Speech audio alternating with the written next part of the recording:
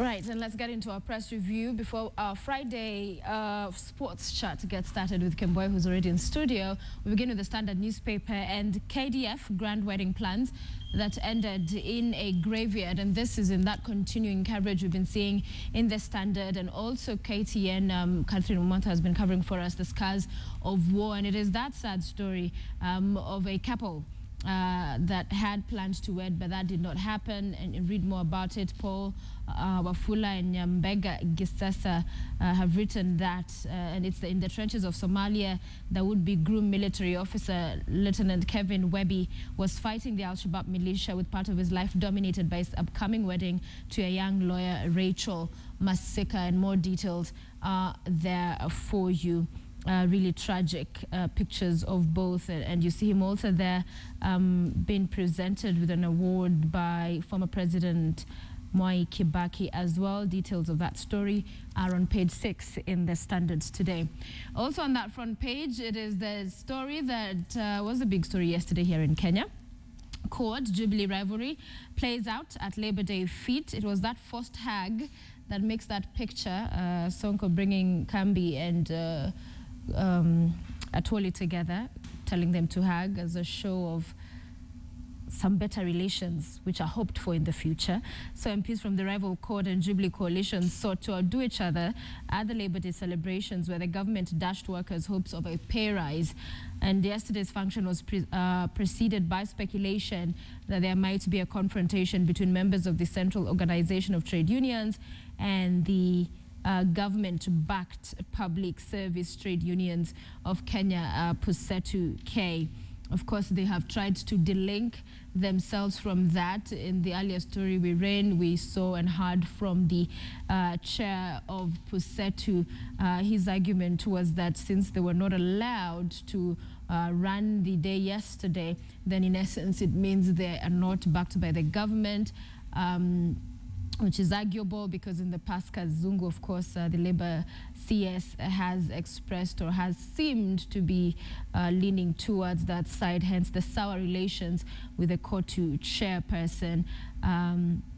So it's going to be interesting to see how that unfolds. But of course, the big thing that emerged, and unfortunate for the workers, is that no good news for them. There was no new announcement of a minimum wage pay, the increment of that did not happen. But it's a sad day for workers. The state fails to raise wages, and that continues on page 2 and 3. You can read about that. So on page 2, what you have some of the highlights that I mentioned here. Minimum wage tradition broken. The government dashed the hopes of workers after it failed to increase that wage, as has been the tradition. President Uhuru Kenyatta, who would send a speech and a statement, said that workers to raise their productivity even as they seek better terms. He warned labor organizations against unnecessary strikes, pointing out that constant industrial action would bring down the economy. And you can read more about that. You also have on that page 3, Duale, the National Assembly Majority Leader, who was present at the event, denying meddling in union affairs.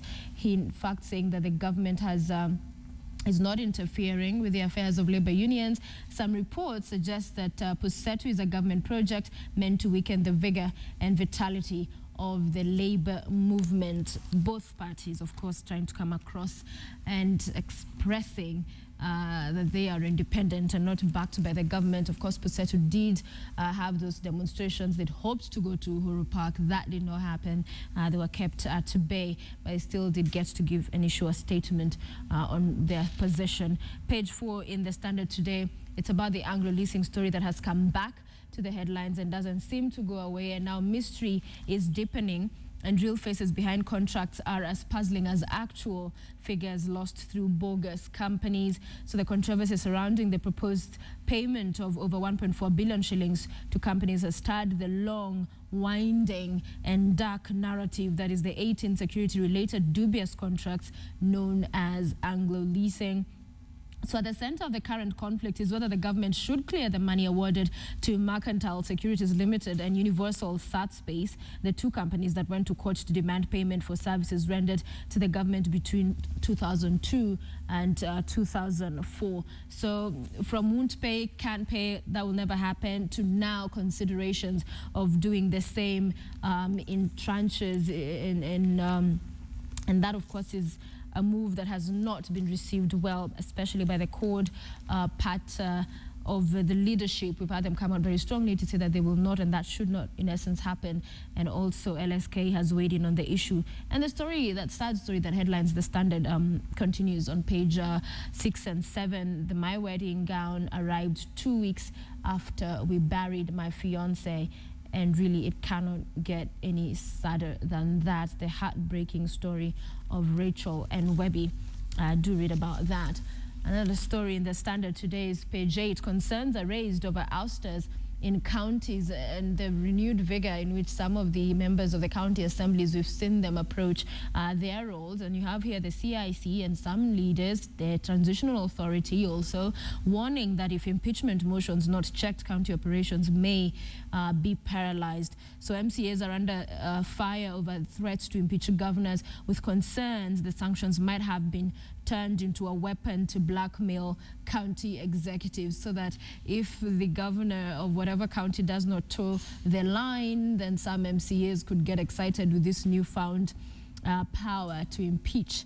And that, of course, raising concerns. And some leaders are saying that that could also affect service delivery and work at the county level. So leaders interviewed by The Standard are apprehensive that the impeachment process could become the latest threat to devolution, and it would disrupt, as I mentioned, their service delivery. The back page of The Standard, we have fever pitch for you, all your sporting action, and we'll be hearing a little bit more in a short while. But Simeone excited by All Madrid UEFA final. That's the big headline in the back page. And of course, more sporting action there, including Rugby Sevens team set to give their best in Scotland. And of course, our best wishes are with the team, and we'll be cheering them on and watching as they play. Do grab yourself a copy of The Standard for those and, of course, other stories. In the Daily Nation today, how Jubilee plans to spend your billions. Yes, of course, our money.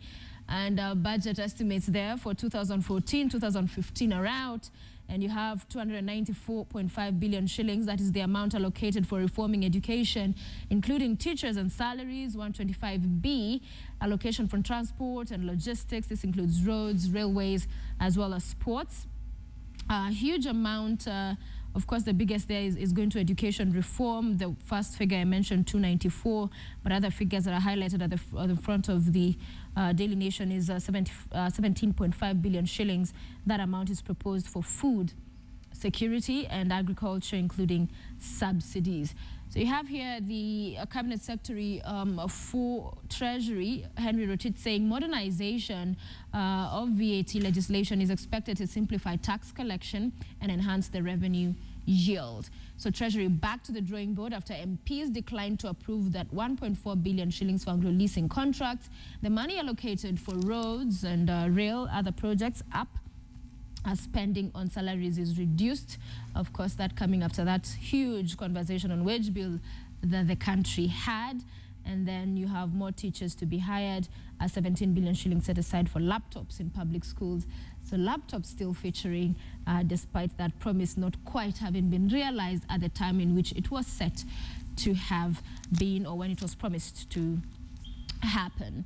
Also on the front page, no Labor Day pay increase for workers. We told you about that. Unionizable employees go home empty-handed, as Minister says talks were still on with employers to determine quote-unquote sustainable salary increases.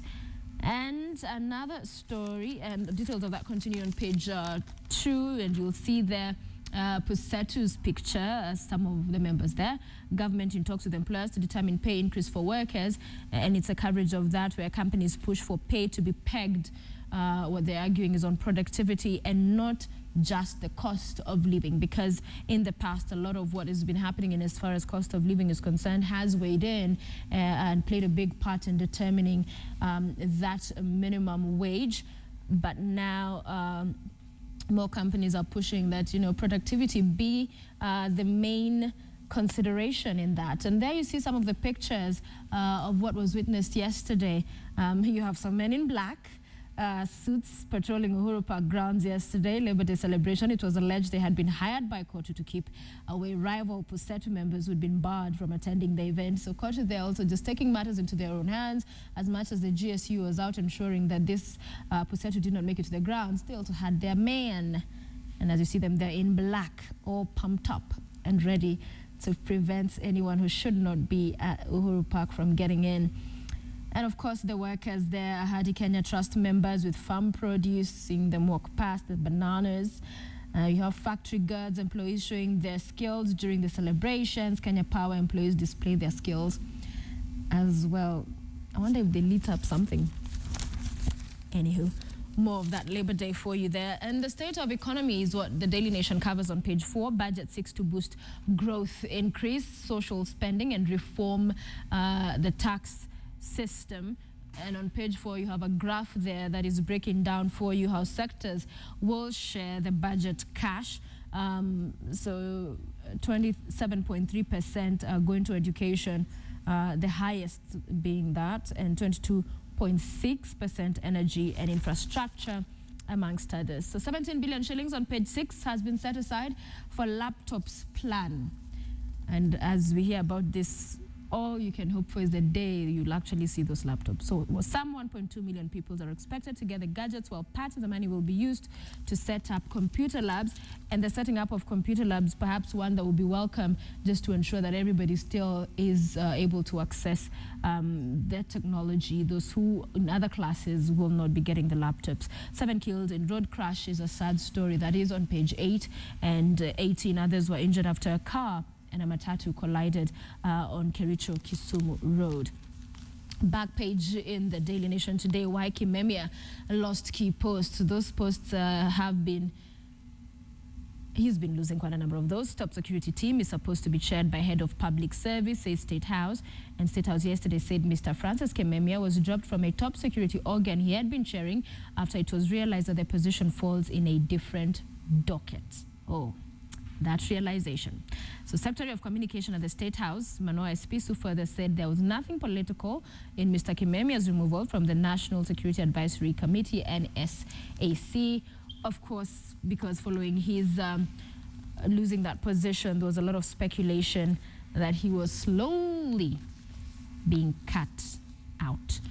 Let's move on to the Star newspaper, I beg your pardon. And today the lead courts to name Kenya Anglo Leasing links Suba East MP Jeanette to reveal names of 4 businessmen is a story that is leading today in the Star. Of course, the details are on page 6. And opposition coalition CORD, that is planning to name the Kenyans behind the leasing companies and who stand to benefit from the 1.4 billion shillings that the government is planning to pay out. So according to CORD, 4 powerful businessmen are among the key figures involved. That money could actually be going to some Kenyans. Some were major donors to the Jubilee campaign, is what the CORD team is saying.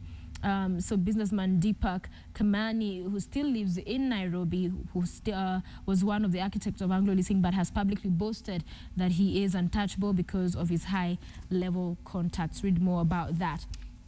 And on the spotlight, that's also on the front page, grabbers take more land at City Park. So encroachment has resumed at City Park in Nairobi. 3 or 4 acres have been cleared just behind the Murumbi Memorial. So a man guarding the plot told the Star newspaper that the area had been tilled, ready for planting, but could not say who the owner of that parcel of land is. So Kambi promises wage raise later. That will actually happen, just not yesterday. Page 2 and 3 has more of that coverage, the pictures, the scenes, and what was said yesterday. Bid for students to sit in loans board is a story on page 4. So an MP has prepared a bill that will seek to have university students represented in the Higher Education's Loans Board.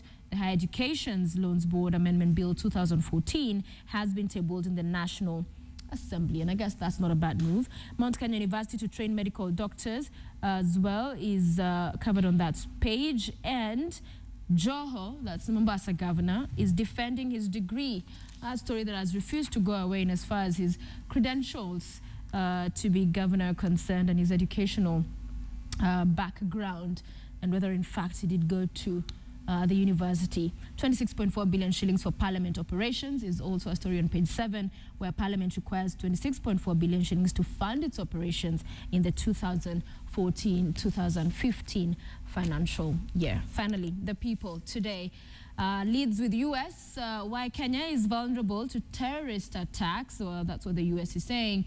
You have Washington Report says graft, limited funding, and clear command structure and lack of specialized training among security agencies are among factors hampering the fight against terror, even as Kenya made strides in passing laws to stem the tide of radicalism. So page 4 has that the U.S.'s voice in weighing into this conversation that has become a reality, that is terror to Kenya, and why that could be the fact that there's so many loopholes, and perhaps we will see those addressed in coming days.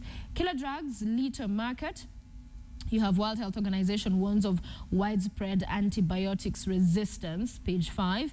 And of course, the men who were making headlines yesterday, Court Secretary General Francis Atwoli with Labour Cabinet Secretary there, Kazungu Kambi, engaging. We didn't see a lot of engagement, but that was one of the moments they did engage.